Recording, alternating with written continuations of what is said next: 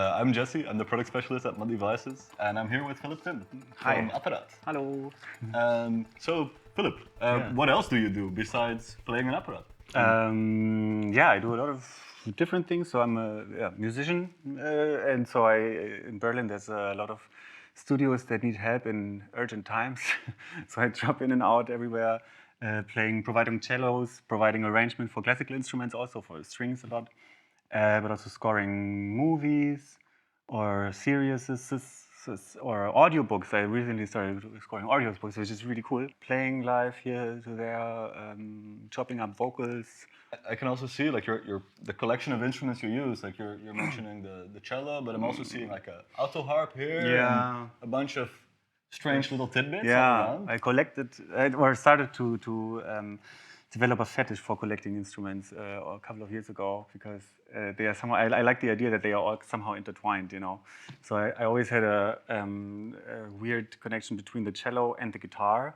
Never knew which one is my first instrument. Then the piano and have a very very special fetish for flutes. And synthesizers and klimbim, we call it the klimbim. And so then there was a new device given to me 1 month ago. And how do you like it? Like we're talking about the Dwarf here. It's fucking Pandora's box, man. It's crazy. It's really good. I really came about to love it because I had to wrap my head around in this first place. You know, like okay, this is a pedal board, but there's everything in there. There's like a modular system in there and everything.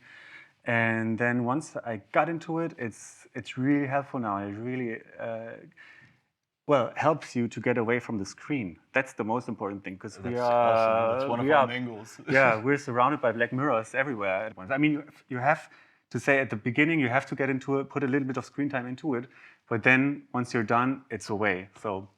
Exactly. That's a good thing. Create a setup, press save, and get rid of that machine, right? And just while you're playing, you can just focus on actually playing. Yeah. Right. And so in this song that I'm, or in this track, or in this improvisation, or in this concerto that I'm going to play, there is the mod, the Dwarf is basically used as the core center of it all.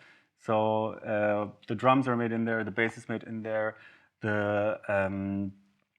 all the the slicing is done in there of the audio and the looping and everything is done in there. So let's have a little look at your patch. Like I see a bunch of lines. Like you organized it quite cleanly, right? So I kind of see like there's 4 lines, 1, 2, 3, and 4. Yeah. Actually, but there's kind of like and then they're splitting right? up. So but basically these upper two lines here. They are only audio, everything audio processing, right? So I go in from my pedal chain here.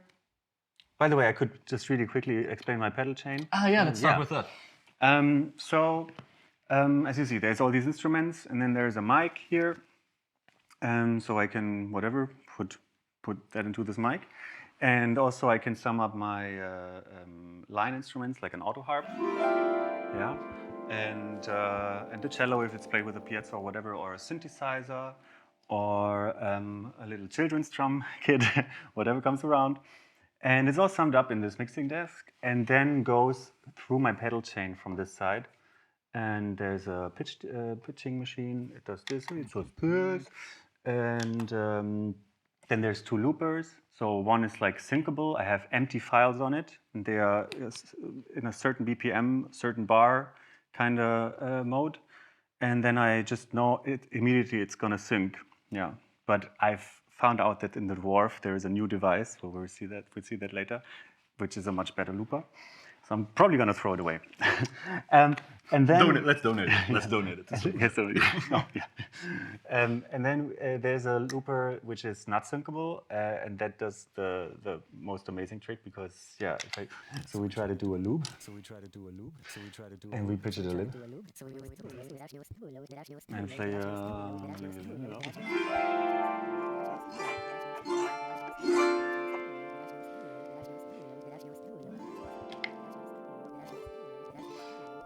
So now we have a loop running. So it goes into my chain. I could re-loop it there, But So you're going from the pitch machine to Yeah. your practical looper to your creative looper. Yeah. Then into a pedal you told me is your first pedal ever, right? Yeah, that was my first pedal ever because my cello professor told me that my bow change is really bad, and I need to adjust the volume in between bow changes. So I got a delay pedal that has a warp function. So if I, you know that. So if I push on there, I go there. Got you. Yeah. Okay, cool. Cool. And then from there we're going into the Dwarf. Yeah, then from Right. there we go to the Dwarf. Yeah, and then we end up here. To see a lot of filter plugins all over the place. I'm sure you explain us about that in a bit. Yeah. But the first thing it enters is the stereo X-fade, right? And this stereo X-fade sends the signal to the looper and also bypassing the looper. Yeah, it opens up two lines. So A is going into the looper and into the shimmer and the filter, and then the second line is just taking a turn around it. Exactly. So and the LP3 is just a great looper. It's just like the Looperlative. It's superlative. I'm sure he'll be very happy to hear. Yeah, it's like it's host syncable, and you can have an A and B track playing, and that really helps in the songwriting because you can record a chord change and another chord change, but record a loop over that. You know, like like just a layer. And it's just really fucking cool to have that. So you don't end up with all these static loops that keep repeating, but you're able to like it's ever variations and evolving, different parts. And that's what I found about the Dwarf. Like you can easily have things that are ever evolving all the time, you know, and it gets really organic. That's super cool. That's super cool. So beyond the looper, I'm seeing you're running through the Shiroverb, which is a shimmery reverb. Yeah. Right? Yeah. So you're doing it to add some extra spice to the loop. Yeah, add space. some depth and some space. Yeah, to have it a little bit childish, running around there somewhere up there. Yeah, and then so we enter the first filter. Yeah, let's zoom out a bit, right? To get a bit of an overview of how many. You'll see that I got to love the filter, and so I don't have a mixing desk in the Dwarf now. You could do, but I didn't. I chose to not do it because I control all my volume levels with the filter, and that allows me to glue the sound together a little bit more because you have a high frequency instrument, then you can just say I like this, and then you have the bass drum and you can say I like this. So this frequency allows you to morph a bit more between sounds rather than just having this sound up, sound down. It's also more of a timbral change. And you can also check out that it's not too messy all the time. From there on, we enter the second line through a stereo X-fade, so this other loop, and going into a VCA. And this VCA it's like a slicer, yeah? So it's like you kind of created your own. I created my own slicing pedal. Modules. So it's a modular slicer, and it's controlled by a sequencer first, so I can put the rhythm, my desired rhythm in, and then within the sequencer, also throughout all the other sequencers, you can see that there is rhythmical variations happening all the time. So the 3 and 4 here. They pop up sometimes and don't. Then you can evolve that rhythm as well. All right. So you're using the feature that you can have a control voltage plugin controlling other parameters on the system. Right? Yeah. So you're kind of using an LFO in this case. Yeah, and that's using an LFO, and that also affects this noise here. So I can add noise to the LFO, and then it gets a little bit like a snare vibe, and it gets distorted. I can maybe demonstrate this real quick. Go into the mic and just to tune the loop, and then I'll add some.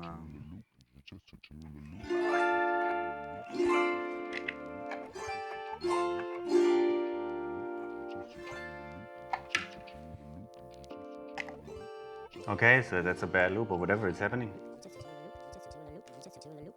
So we have this running, and then we go into it. We can use some delay. But we can also go into the slicing mode. And so I put up the mix of the slicer. Yeah. And then I can add some noise in there. Right? And then we have a pretty good sound coming on already. That's already grooving. And we can use it. So I can control the ADSR of the envelope with a knob. So it allows me to, control. So you have quite a lot of control over the slicer, and you can tweak it to quite a lot of extent. I like the choice of adding the noise there. It's a nice creative use to get a bit more percussion going on. It's cool to create your own pedals with the modular system. It's really nice. And then in the end, all this audio is summed up to the avocado stutter glitch.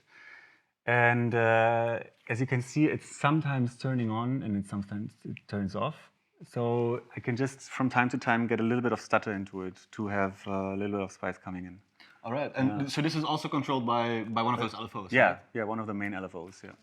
So, all right. Yeah. That's super cool. And I'm seeing yet another filter, yeah, of course. There's another filter coming in. And since we're all going in mono from the pedal board, I added this widening pedal in the end to give it some space, because then we're going out stereo. Yeah, got it. Cool. So there is right. So you have your main looper chain at the top. Then there's this slicer effect. Yeah. That kind of affects your main loop chain at the top, going through an avocado, through the filter, through the widener. But there are some other chains going on at the bottom as well. So from what I see, they are actually generating sound, right? Yeah, those are the generators. And we have the drum section here. So over here, you can see the bass drum. And it's just, a sequencer going into the X sampler. And I have one of my samples loaded in there. And the cool thing is I control the bass drum with a filter as well. So just the sound of it. And the filter is mapped to this pedal. So once I go down with the pedal, it just goes down in the filter as well. And if you go up, you filter out some of the bottom end, right? Yeah, so this is one of those, like one of those tricks. Filter, yeah. And then we have the snare drum down there. Same so down principle. at the bottom, but the snare drum has a quite long chain, right? You can see that there's again a sequencer, providing the MIDI for the exemplar. And then from the exemplar, we go into a no delay line. That's a better plugin at the moment. Yeah, that's an interesting one. We can see it has the tuna can graphic still. So you're love that graphic, by the way. You dug deep. Yeah, I would say. And the no delay line just provides a little bit of micro time, ever evolving change to the delay of the snare. So it's always a little bit earlier or later. So you get more of an organic feel with it. All right, and this is all being controlled by the same LFO, right? So Yeah, all these like different variations, they are all happening kind of in sync with each other, controlled by the same LFO. Yeah. And from there on, we go to again another avocado stutter glitch, which is again controlled by the LFO, and then we go into the MOD modulation filter. It's just a really cool filter that provides also a little bit of life to the snare. So it's like somewhere in between, like a univibe, saturation, filtering kind of thing, right? So if I put up the snare now, if you're doing up, you can hear. That's what a stutter glitch does. And then there's another reverberator here in the end. We can hear it going louder, right? Yeah. You can hear that the reverb comes in and goes out sometimes. That's also controlled by the LFO. So the snare is always like a little bit glitchy, a little bit like dirty. Yeah. It's nice. It's an interesting sound. And then from the output of that, we also go to the widener. Yeah. And then I see this other little chain up here with using a metronome. Yeah, that's right? That's an interesting I'm just using the click, the metronome of the Dwarf. And I'm going into a dub delay with it, and it's quite nice. There's a stick sound in the click that I liked, and if I turn up the filter, you can hear that it's it just does that. But it's really nice because the dub delay adds this rhythm to it. So it's quite gentle sound, but it's nice, like a little extra layer of percussion, right? Yeah. And from there straight again to the output. And then we have our little bass machine down there in the right corner. So immediately like the TAL noisemaker, it's just a great synth overall. And so that just produces the bass. And we go into a harmless tremolo, basically, but you can determine the shape of the tremolo. So the bass is here.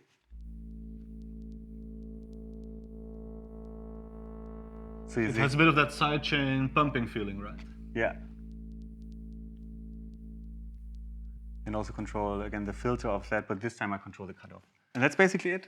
Cool. And then at the end, so we can see the bass is going out in stereo, right? To the main outs, and then everything else gets summed up in this stereo The widening pedal. plugin. Yeah. Yeah. And goes to the out. Nice. It's quite a beast of a patch. Thanks, man. Yeah. I think you definitely did some very unique things in there. It's Thanks, man. Interesting to see. Good to hear. Shall we experience it as a Yeah, as a let's whole? try. I'm Let's very try to curious. get this beast working and to dominate it. So and when you're playing, you were using it without a computer at all, right? So you created the snapshots Yeah. beforehand, This so is- that you yeah. have like all the parts of the song That's kind of the set up. cool thing about it. Yeah, I mean, the Dwarf is just as a standalone, so you don't need a screen anymore. Yeah, just go. Well, I go to Ableton to record it, but anything else, it's just yeah. I do one vocal sample in the Ableton, which sounds shitty, but we'll see. All right. Okay, then shall we get going? Yeah, let's right. make some music. Okay.